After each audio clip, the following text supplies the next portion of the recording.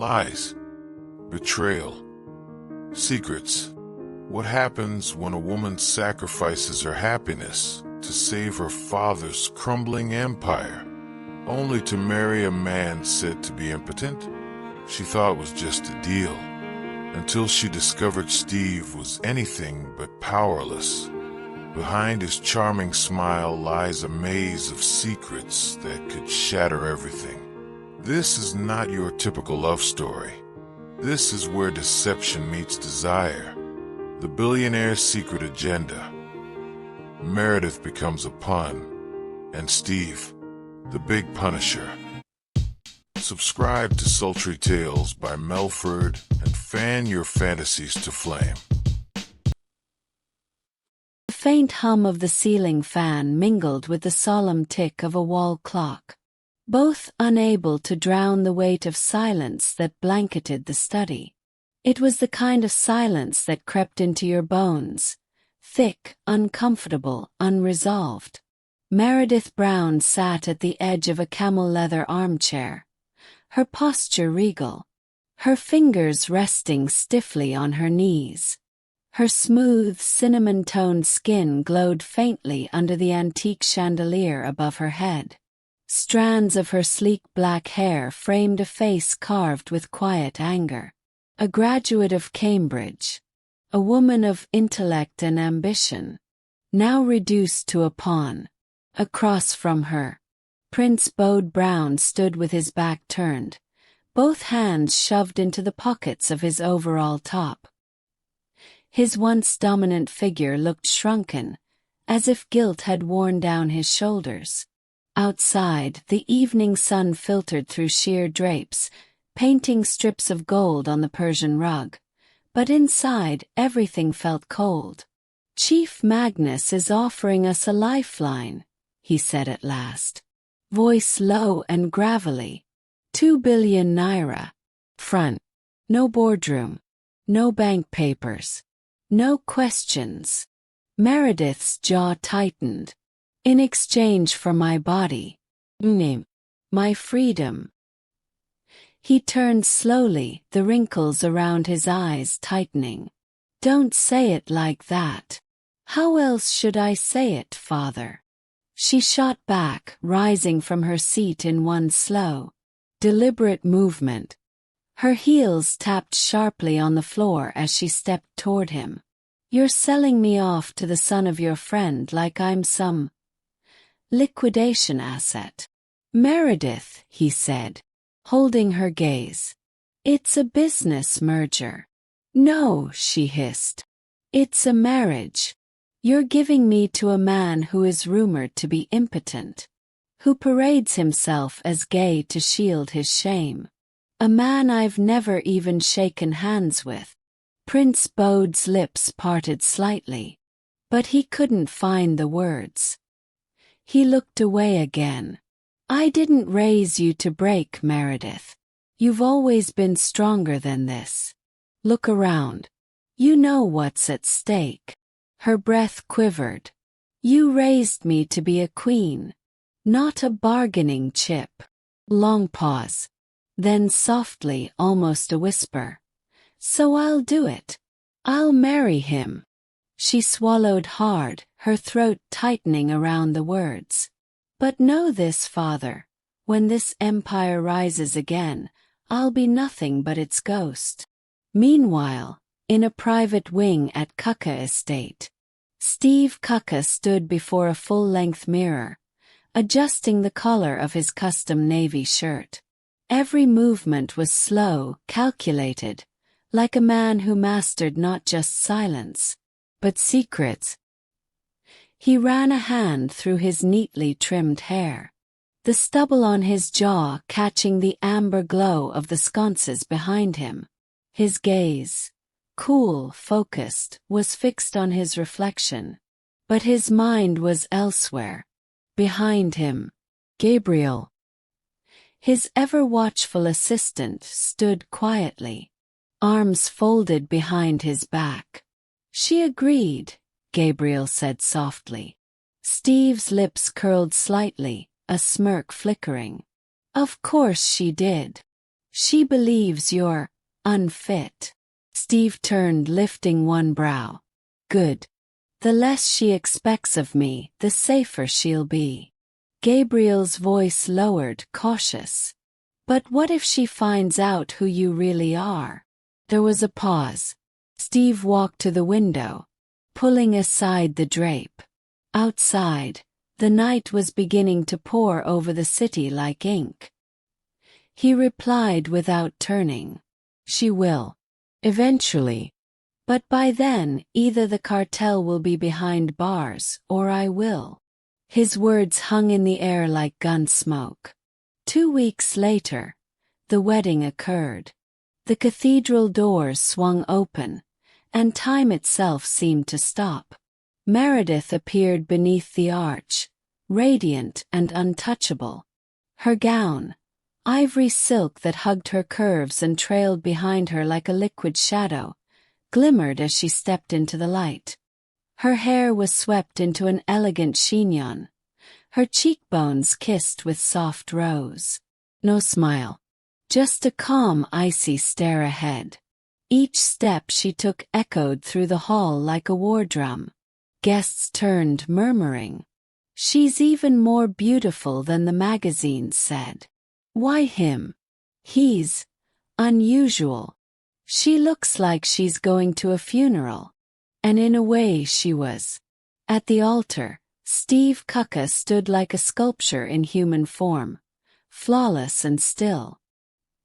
He wore a 3-piece ash-gray suit tailored to his lean frame. His hands were clasped in front of him. No nerves, no eagerness, just precision. Their eyes met. Meredith's gaze was hard. Steve's was unreadable, his lips betraying a subtle twitch of amusement. The priest's voice rang out, solemn and slow. "Do you, Steve Chakuma Kuka, take this woman?" "I do," Steve said before the priest finished. Smooth, clear, cold. Meredith blinked. Then it was her turn. Her voice, when it came, was soft, controlled. "I do. No emotion. Just duty."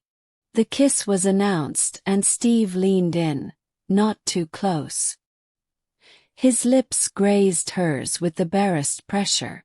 No more than a whisper of contact, like a wind brushing silk. When he pulled back, he whispered low into her ear, so softly it tickled. "I don't bite. Unless you ask me to." She drew a shallow breath. Goosebumps lit her arms beneath the lace sleeves. Was that sarcasm or warning? Later that night, in a master's bedroom in Kuka Mansions. The room was vast. Every corner oozed opulence. Gold-trimmed furniture, crystal vases, a fireplace flickering even in August. And yet it felt colder than the Arctic. Meredith stood before the dresser, removing her earrings one at a time. Her reflection stared back at her with haunted poise. She saw no bride, just a woman wrapped in glass, waiting to crack. Steve entered without a sound. He walked past her and sat on the edge of the bed, undoing his watch with slow fingers. She didn't look at him. "You don't need to pretend," she said, her tone flat. "I know how this works." He said nothing. "You get your father's peace. I get my father's empire. You stay in your corner. I stay in mine." Still nothing. She turned sharply, ready for a fight. But he was watching her, not with desire or pity, but with something stranger. Curiosity. "I agreed to this circus," she said. "But don't make me act in it." Then she walked past him into the dressing room and closed the door. A gentle click. Boundary. Steve leaned back onto the bed, arms behind his head, staring at the ceiling. His jaw shifted as he murmured to himself, "You're stronger than I expected, Meredith Brown." A slow smile spread across his lips, and something dangerous shimmered behind his eyes. Then they had their first outing as a couple. The air inside the ballroom was thick with perfume, polished egos, and whispered speculations. Crystal chandeliers hung like upside-down crowns, casting diamonds of light over Lagos elite. The Kaka Foundation's annual gala was the most anticipated event of the year, and tonight, it carried an extra layer of intrigue, the appearance of the newly wedded Steve and Meredith Kaka. The band played something jazzy in the background. Waiters in white gloves weaved silently between tables. Flutes of champagne clinked beneath ceilings that held centuries of privilege. At the far end of the hall, the double doors opened, and in walked the couple. All eyes turned. Meredith's stride was flawless. She wore a deep emerald gown with an open back and a slit that caressed her thigh with every movement. Her chin was high, her eyes unreadable. Not a strand of her hair dared to be out of place. Her fingers rested lightly on Steve's forearm, but her touch was like ice. Steve, beside her, was the picture of effortless charm. Clad in a charcoal tuxedo and black loafers with a diamond pin on his collar, he moved with the quiet confidence of a man who owned not just the room, but the narrative. But Meredith wasn't fooled. Every movement he made was rehearsed, every smile curated. He greeted people with warmth that didn't touch his eyes. He leaned close to whisper niceties into ears while stealing glances at exits, corners, and unfamiliar faces. He was watching for something or someone.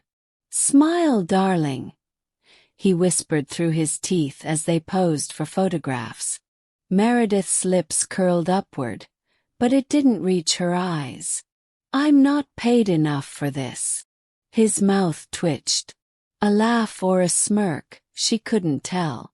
Then she saw her, cross the hall.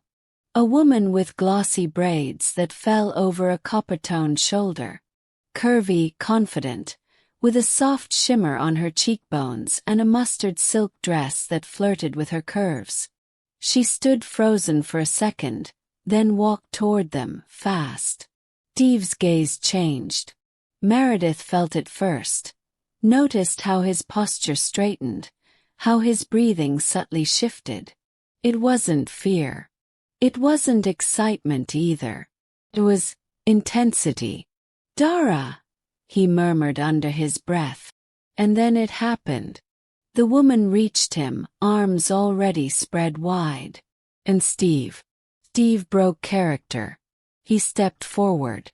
Not with restraint. Not with the cold calculation Meredith had come to expect. He wrapped his arms around the woman and pulled her in tight. One hand behind her head. One wrapped around her lower back. His eyes shut. Not briefly. Long enough to forget the cameras. Long enough to forget Meredith. She watched frozen.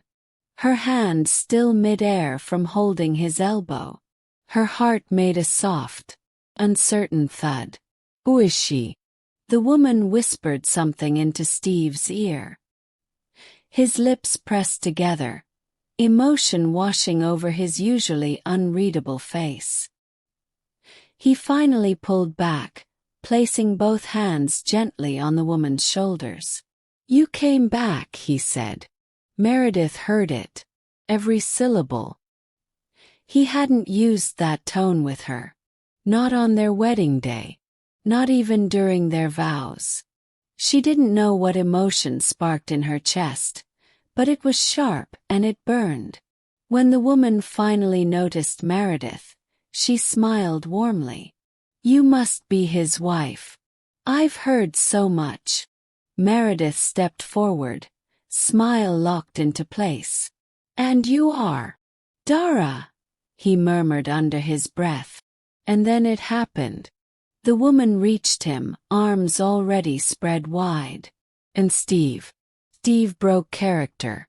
He stepped forward. Not with restraint. Not with the cold calculation Meredith had come to expect. He wrapped his arms around the woman and pulled her in tight. One hand behind her head. One wrapped around her lower back. His eyes shut. Not briefly. Long enough to forget the cameras. Long enough to forget Meredith. She watched frozen. Her hand still mid-air from holding his elbow. Her heart made a soft, uncertain thud. Who is she? The woman whispered something into Steve's ear. His lips pressed together, emotion washing over his usually unreadable face. He finally pulled back, placing both hands gently on the woman's shoulders. "You came back," he said. Meredith heard it. Every syllable. He hadn't used that tone with her. Not on their wedding day. Not even during their vows. She didn't know what emotion sparked in her chest, but it was sharp and it burned. When the woman finally noticed Meredith, she smiled warmly. "You must be his wife. I've heard so much." Meredith stepped forward, smile locked into place. "And you are." "Dara," the woman said. "We grew up together. Practically siblings." Steve's gaze flicked briefly to Meredith. "She's family." Family. Then why did his fingers linger so long on her waist? Meredith extended her hand, but didn't shake too firmly. "It's nice to meet someone who gets a real hug from my husband." Steve's face twitched. Dara gave a light laugh. "He's always been dramatic." Meredith smiled again, cold. "Well, let's hope he saves a little drama for me." Later that night in the car. The silence inside the car was louder than the engine. The chauffeur drove steadily, city lights blurring outside. Meredith sat on one side, arms crossed, staring through the window. Steve sat opposite, tie loosened, one leg crossed elegantly, fingers tapping on his knee. He glanced at her, amused. "Something on your mind, Mrs. Cucka?" She didn't look at him. "Should there be? Your silence is louder than most arguments. And your hug tonight was longer than most marriages." Steve chuckled softly, looking away. "You're jealous." She turned to him now, her eyes sharp. "Don't flatter yourself. I'm just fascinated by how someone pretending to be impotent can hug with that much heat." He looked at her, long and hard. "Dara is complicated." "So am I," Meredith replied. "And I'm the one with the ring." The car slowed before pulling into the private Cucka compound. Just before the door opened, Steve leaned toward her. His voice a low hum. "I don't need to prove anything to you, Meredith. But if you keep testing me, one day I just might." Then he stepped out, his silhouette disappearing into the darkness of the corridor. Meredith sat still for a moment, her breath catching in her throat. He wasn't just pretending anymore. He was getting dangerous at it. The next evening was a very wet one. The rain had stopped, but the night still wept. The streetlights flickered over the slick tarmac as the neon sign of the chrome tank buzzed overhead.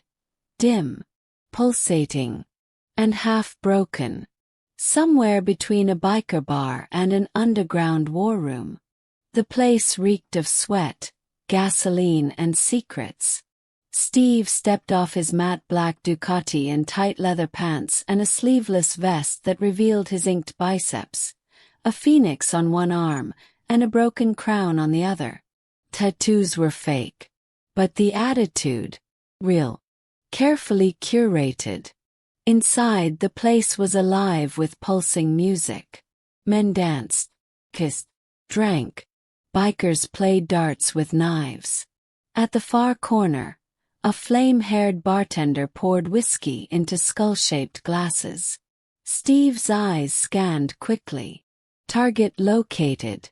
In the far booth under violet lights sat Jag, leader of the Blue Dogs, bare-chested under a silver-studded vest. His fingers glinted with rings. Beside him, two members kissed like shadows, while another polished the barrel of a pistol on the table like it was a lover's face. Steve approached calmly, flipping his helmet onto the table with a thud. Jag looked up, lips curling. "Well, if it isn't the pretty cucka." Steve didn't blink. "You told me to show up. I'm here." "Most men get cold feet when they hear our kind don't play straight," Jag said with a grin. Steve leaned in. "I don't scare easily. And I don't waste time proving what I already know about myself." A dangerous smirk curled at Jag's lips. "That's why I like you." He passed Steve a small envelope, thin, sealed, stained with something brown. "A drop happens tomorrow. You'll go in Martin's place." Steve's fingers froze briefly on the envelope. Jag chuckled. "You look like you've seen a ghost." Steve swallowed. "No. Just a name I wasn't ready to hear." Jag leaned back, amused. He had secrets. Maybe too many. Now he's dust. Steve nodded once, eyes dark. "Then I'll finish what he started." Meanwhile, at the Cucka mansion, Meredith paced the length of the sitting room, barefoot on the marble tiles. Her hair was pulled into a messy knot.